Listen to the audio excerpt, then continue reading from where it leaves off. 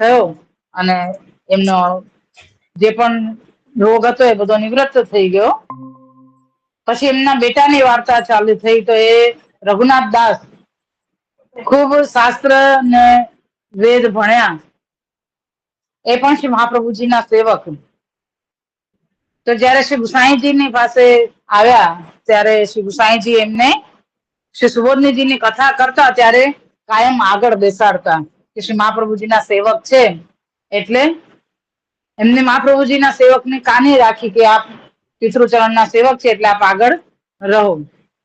નિત્ય એ કથા ને બધું સાંભળે પણ એક વખત શ્રી ગુસાઈજીના સેવક જે પરમાનંદ દાસ સોની એમને પૂછ્યું રઘુનાથ દાસને કે ભાઈ તમે તો આટલું શાસ્ત્ર ને બધું વાંચીને આવ્યા છો, ભણીને આવ્યા છો, તો શ્રી ગુસાઈજી જે સુબોધનીજીને કથા કહે છે એમાં તમે શું સમજાય અમને કહો તો ખરા એમ. ત્યારે રઘુનાથ દાસે કીધું કે ભાઈ હું સાચું કહું ને તો શ્રી સુબોધનીજીની કથામાં કે પુષ્ટિ માર્ગના એમાં મને કાંઈ જ ખબર પડી નથી, ભલે હું શાસ્ત્ર ભણીને આવ્યો હું. એમને ભણવાનો જ્ઞાનનો અહંકાર હતો એ આ એક પ્રશ્નથી એ અહંકાર ઉતરી ગયો એમ. હવે એ પ્રસંગ આપણે પૂરો કર્યો એના પછી આગળનો પ્રસંગ લઈએ. એટલે કહેવાનો તાત્પર્ય કે પુષ્ટિ માર્ગનું મર્મ શાસ્ત્ર ભણવાથી કે જ્ઞાન પ્રાપ્ત કરવાથી નહીં થાય જ્યાં સુધી શ્રી મહાપ્રભુજીની, શ્રી અમનાજીની, શ્રી ઠાકોરજીની કૃપા નહીં થાય ત્યાં સુધી પુષ્ટિ માર્ગ સમજ આવવાનો નથી. હવે આગળ આપણે ચાલુ કરીએ. શ્રી વલ્લભાધીશ કી જય.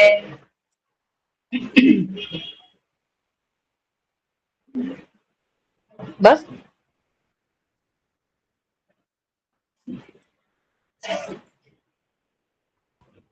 84 वैष्णवन की जय. रघुनाथ दास जी की वार्ता चल रही है. આ એક વાર્તા છે.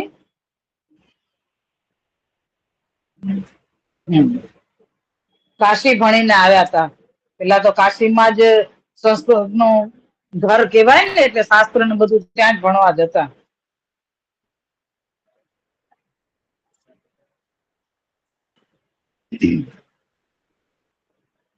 भाव प्रकाश ने हमें यह जताए जो शास्त्राधिक वेद पुराण के पढ़े थे श्री आचार्य जी के ग्रंथ को सिद्धांत जान्यो न जाए. कृपा ही को मार्ग है सो कृपा ही ते जान्यो जाए. कृपा થાય શ્રી મહાપ્રભુજીની તો જ આ ગ્રંથોનો જ્ઞાન પ્રાપ્ત થાય અને સિદ્ધાંત જાણ્યો જાય. પાછે પરમાનંદ સોનીને શ્રી ગુસાઈજી સે કહી જો महाराज रघुनाथ दास तो कछु समझत नहीं. तो श्री गुसाई जी ने श्री रघुनाथ दास को 4 ही ग्रंथ अर्थ सहित पढ़ाए और मार्ग की प्रणालिका कही. श्री गुसाई जी ने विनती કરી પરમાનંદ સોનીએ. પરમાનંદ સોની શ્રી ગુસાઈજી ના અંતરંગ સેવક એમને કીધું કે ભાઈ રઘુનાથ દાસ ને તો કઈ સમજ જ નથી પડતી તો આપે 4 ગ્રંથ પઢાવ્યા. કયા? તો કે છે પહેલો ગ્રંથ છે સિદ્ધાંત રહસ્યમ, બીજો છે કૃષ્ણાશ્રય, ત્રીજો નવરત્નમ અને ચોથો સેવાફલ. જે 16 ગ્રંથમાંનો છેલ્લો 16મો ગ્રંથ આવે છે એ सेवाफलम.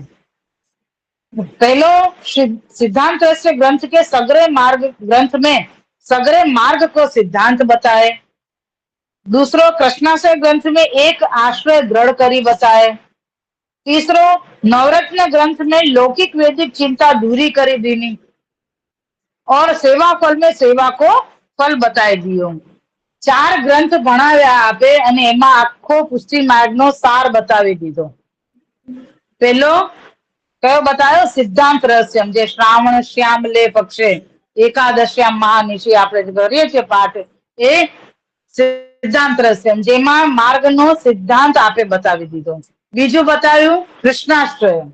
એ કૃષ્ણાશ્રય આપે આખો એક જ કૃષ્ણનો આશ્રય કરવો એ દ્રઢ વાત બતાવી. પછી નવરત્ન ગ્રંથ જેમાં ચિંતા કાપી નકાર્યા નિવેદિતાત્મભી કદાપીતિ ભગવાન અપી પુષ્ટિસ્તો ન કરિષ્યતિ લૌકિકીમ જગતિમ. લૌકિક ગતિ કોઈ દિવસ નહીં કરે. જે પણ શરણ આવેલો છે જીવ એની લૌકિક ગતિ ક્યારે પ્રભુ નહીં કરે. એટલે તમારે લૌકિક અલૌકિક કોઈ પણ પ્રકારની ચિંતા કરવી નહીં. જે આપણે અહીંયા કૂટી કૂટીને બધાને ચિંતા ભરેલી છે. જો બે તો વહી ગઈ. એટલે નવરત્ન ગ્રંથમાં બતાવ્યું કે લૌકિક વૈદિક, આમાં કીધું નવરત્ન ગ્રંથમાં લૌકિક વૈદિક બંને ગ્રંથ, લોકની પણ નહીં અને વેદની પણ નહીં. હાય હાય અમે આ ફલાણું શું કહેવાય તમારો, મને તો નામ યાદ નથી રહેતા. ચલો જવા દે.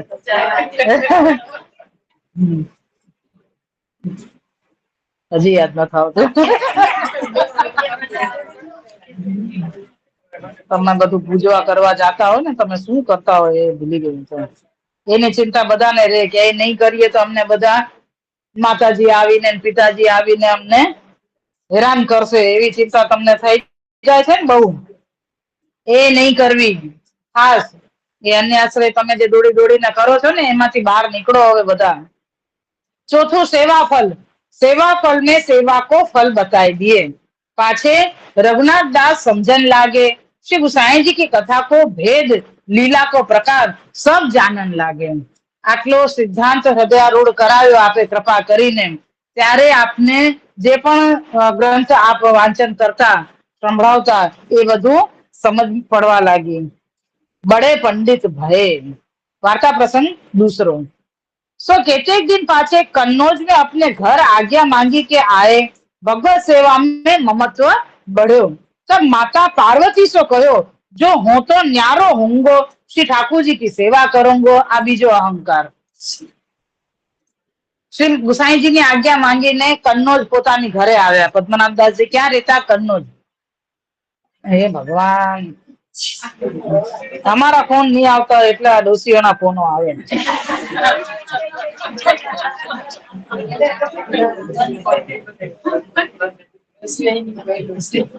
તો પેલા કોક નો વાગ્યો, પેલા થી કોક નો વાગ્યો. બેન તો વયા જ ગયા.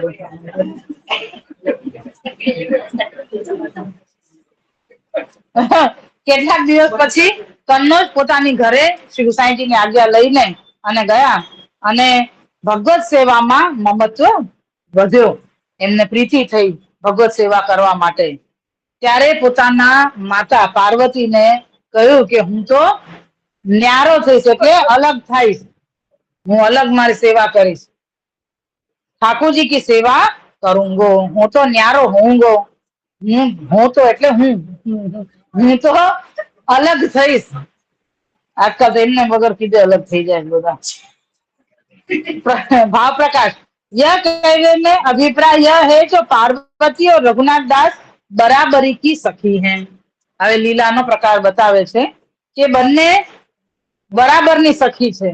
सामने पार्वती राजसी है और रघुनाथ दास तामसी भक्त हैं. सो पार्वती ने श्री ठाकुर जी वश किए हैं सेवा करी के. सो भेद रघुनाथ दास ने देख्यो. રઘુનાથ દાસ ને ખબર પડી ગઈ કે આ મારી સખી છે, એને ઠાकुरજીને વશ કરી રાખ્યા છે. સો એવું બરાબરી કે તામસી. સો સહ્યો ના ગયો. એ તામસ સ્વભાવથી તો તામસ છે જ ને. હઠ કરે કે નહીં હું તો આમ જ કરીશ. એને જોયું કે ભાઈ આ મારી જ સખી છે, સરખે સરખી, અને એને ઠાकुरજીને વશ કર્યા છે, તો મને ઠાकुरજી શું કૃપા કરશે. એટલે સહન ન થયું. जो मेरे श्री ठाकुर जी इनने मन लगाए के बस किए हैं, सो अब मैं बस करूं.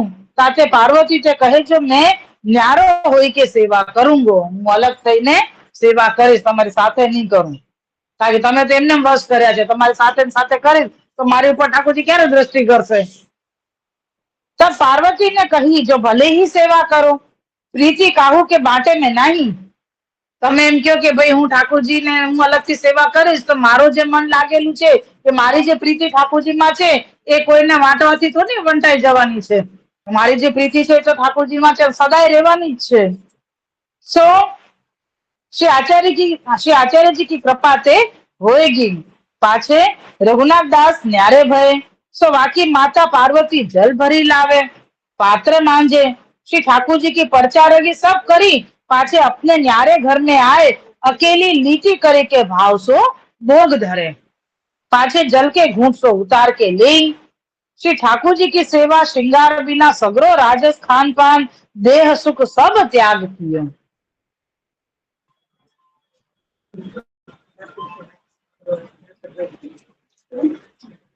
હવે અલગ થઈ ગયા રઘુનાથ દાસ. ઠાકુરજી તો ઘરમાં એક જ બિરાજે છે એટલે એમને પધરાવી દીધા. હવે એમને પોતાની તો હવે કઈ સેવા ન રહી, તો હવે શું કરે? ઘર અલગ અલગ.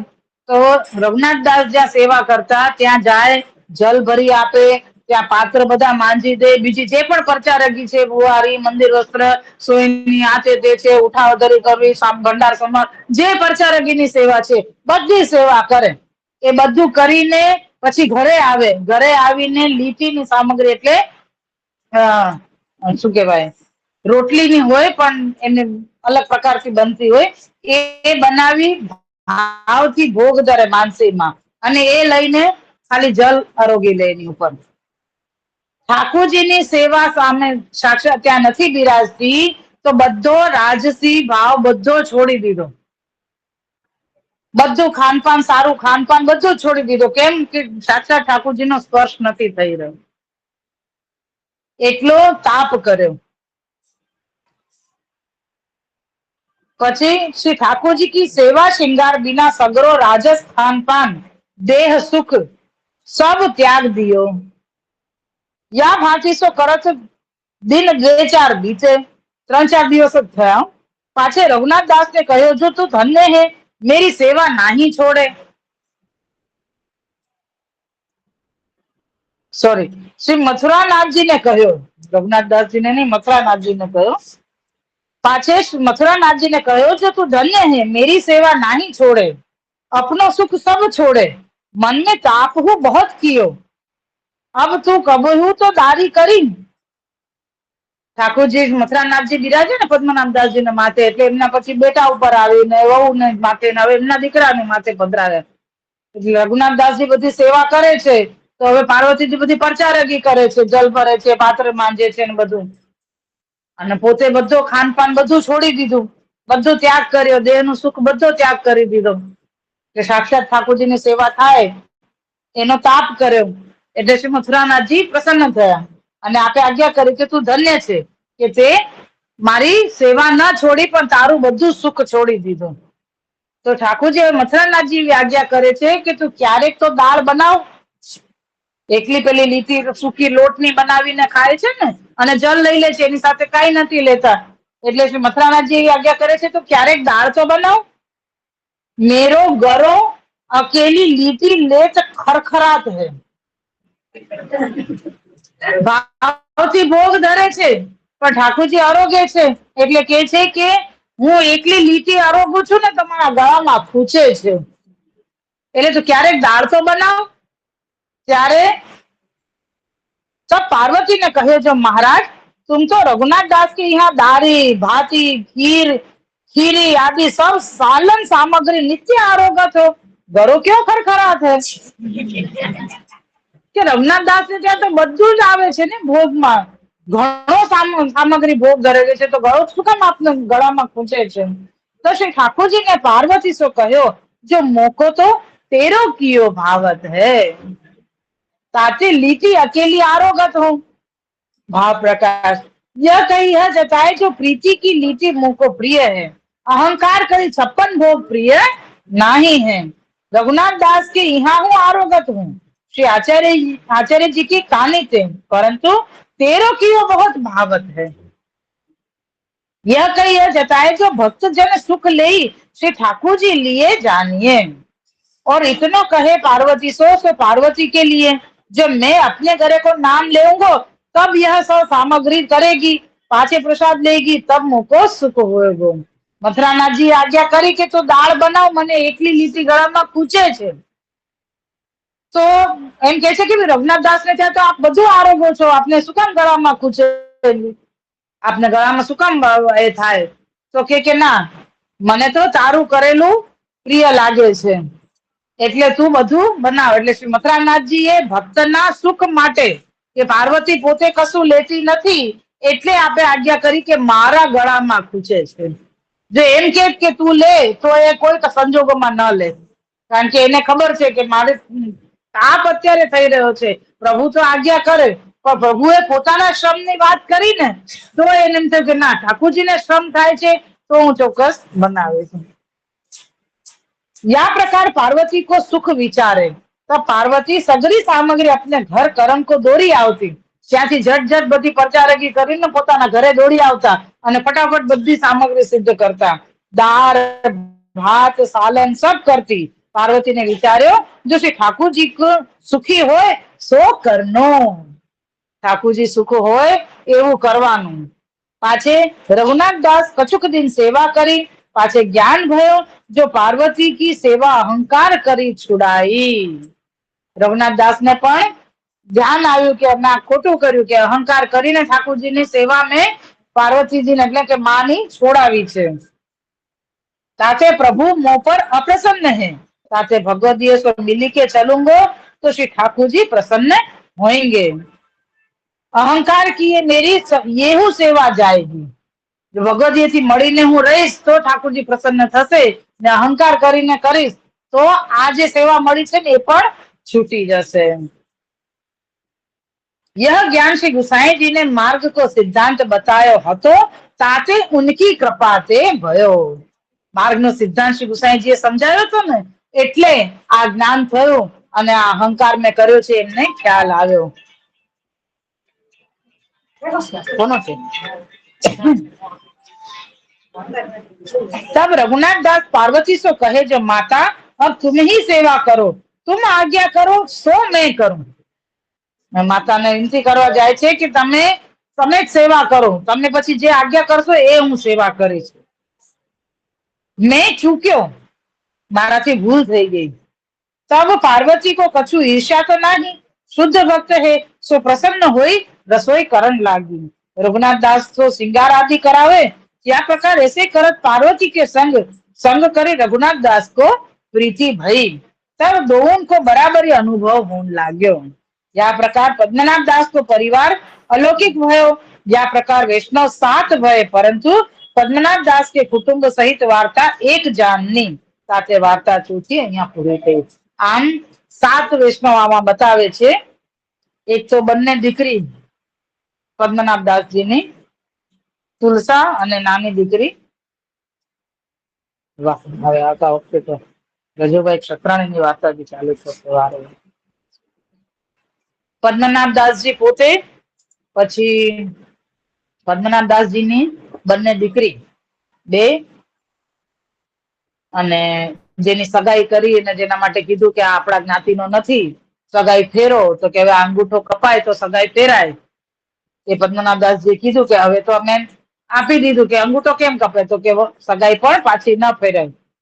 એટલે એ પ્રસંગ એમાં એમના નાની દીકરીનો સગપણ કર્યો, મોટા દીકરી તુલસા, પછી એક પુત્ર એમના વહુ પાર્વતી અને આ એમના દીકરા રઘુનાથ દાસ।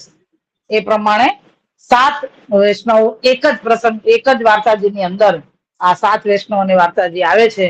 એ પ્રમાણે અહીંયા પાર્વતીજી, રઘુનાથ દાસજી, તુલસાજી અને પદ્મનાભ દાસજી બધાના વાર્તાજી અહીંયા આપણે પૂર્ણ થયા। આજનો પ્રસંગ પણ ખૂબ જ સુંદર આવ્યો કે અહંકાર કરવો એ આપણા માર્ગમાં મહાબાધક છે, હરેક રીતે બાધક છે। પુષ્ટિ માર્ગમાં અહંકારની સ્થિતિ જ નથી, જ્યાં અહંકાર હશે ત્યાં પ્રભુ નહીં હોય, એટલે એ વિચારીને જ આપણે આગળ વધવાનું। શ્રી વલ્લભાધીશ કી જય।